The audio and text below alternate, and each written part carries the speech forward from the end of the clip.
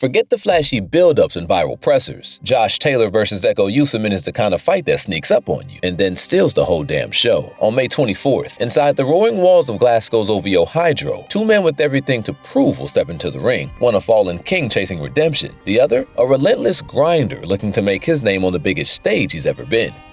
This isn't just another welterweight scrap. It's a turning point, a comeback, a breakout, maybe even a career ender. And while the boxing world's eyes might be elsewhere, real ones know, this has Fight of the Year written all over it. Here's why. At one point, Josh Taylor was untouchable, undisputed at 140.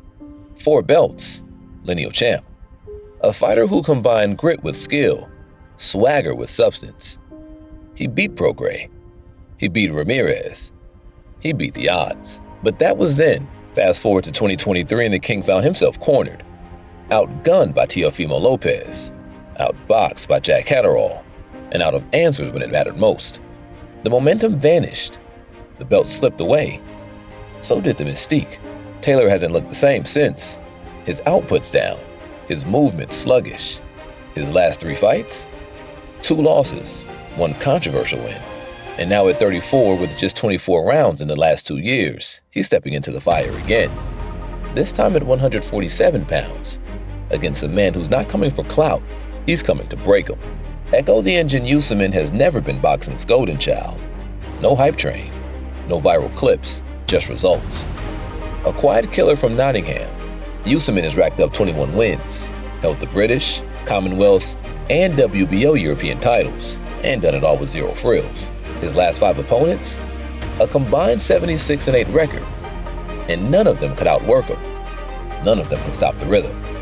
Because once he starts chugging forward, he doesn't stop.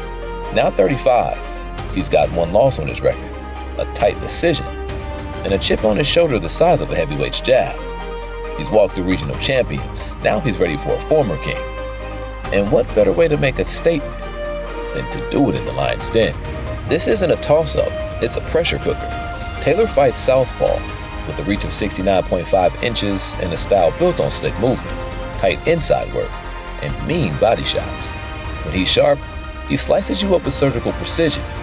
His jab is quick, his angle's unpredictable, and when he's in rhythm, he can make even the most aggressive opponents hesitate. Taylor's best nights are chess matches. He sets traps, pivots out of danger, and punishes the body with short hooks that sap his opponent's will. But lately, that sharpness is dull. He's landing fewer than 20% of his punches in recent fights.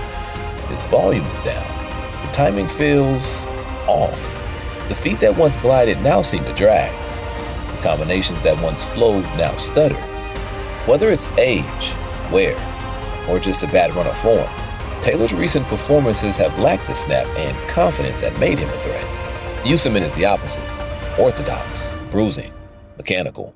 He throws 50-plus punches per round and never lets you breathe. His footwork is basic, but relentless. Always forward, always closing the gap. He's not here for a chess match.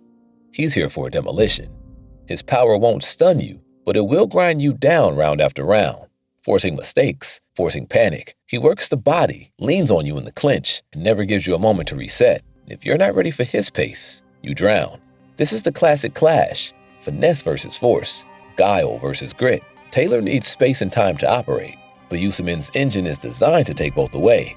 If Taylor can rediscover his rhythm, use his southpaw angles, and keep Essuman off balance, he can pick his spots and rack up points. But if he doesn't take control early, if he lets the engine warm up and roll downhill, it could be a long, punishing night. Or worse, it could be the night that Taylor's style finally breaks under the weight of constant pressure. In a fight like this, there's no neutral ground. One man imposes his will, and the other gets left behind. At 5'10", Taylor and Essuman meet eye to eye at the weigh-in, but their journeys to this moment couldn't be more different. Taylor's professional ledger, 19 wins, 2 losses, 13 knockouts speak of power and pedigree. He's been under the bright lights, headlining cards, with all the pressure and expectation that brings. But his numbers hide a recent struggle. Just 2 fights in 2 years, both lackluster. The questions are growing louder. Is he still hungry? Or has the grind of the sport dulled his edge? Has the fame become a burden? Or is it a motivator? Taylor's used to the roar of the crowd, the scrutiny, the interviews. He's tasted the highs, and lately, the lows of boxing's unforgiving spotlight. When the bell rings, will he find the old fire, or will the doubts creep in? Essuman, at 21-1 with 8 knockouts, has taken a different path. He's not the household name, not the main event attraction yet. But he's been busy, fighting 34 rounds in the last 2 years, grinding away in the gym, staying sharp against all corners. He's walked through the darkness. No fanfare, no headlines, just doing the work. For Essuman, every fight is a step closer to the recognition he craves. He's hungry, and that hunger has kept him active, focused, and improving. He may not have the highlight reel knockouts, but he's got grit, and he's battle-tested in the trenches of the sport. This isn't just a clash of records or reputations. It's a test of what's left inside. Taylor's experience and power versus Essuman's momentum and hunger. The crowd might cheer louder for one, but the ring is a lonely place when things get tough. When the fight gets ugly, when fatigue sets in, when the game plan unravels, who's willing to suffer more? Who's willing to push through pain and doubt? That's where this fight will be decided. Fame can't save you from exhaustion. Flash can't hide a fading will. When the final bell rings, it won't be about who stood taller at the weigh-in. It'll be about who stood taller when it mattered most. Taylor's coming home.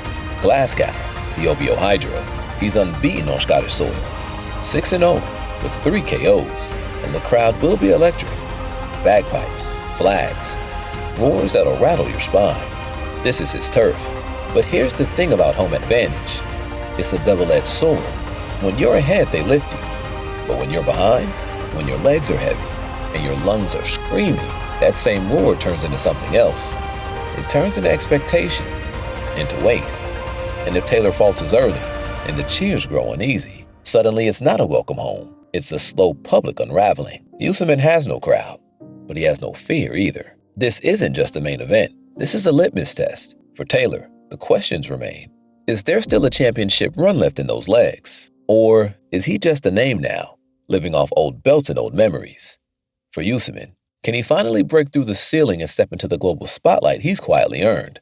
The winner walks into serious conversations at 147. Think Stanionis. Think Conor Benn. Think world title eliminators. The loser? Well, he goes back to the bottom of the pile and might not make it back up. Don't let the lack of fanfare fool you. This fight is all smoke, all stakes, all risk. No belts, no safety nets. Just 2 men trying to rewrite what the sport thinks of them one last time. It's personal, it's pressure-packed, and it's exactly the kind of scrap that turns doubters into believers, or veterans into ghosts. But what do you think? Is Josh Taylor's comeback real, or a final gasp before the lights go out?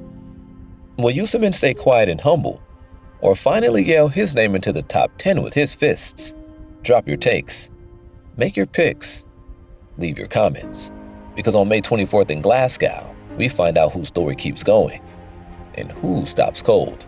If you've enjoyed this breakdown and want to see more content like this, be sure to hit that like button and subscribe to the Knockout Nest. We'll see you again when the dust settles on the canvas.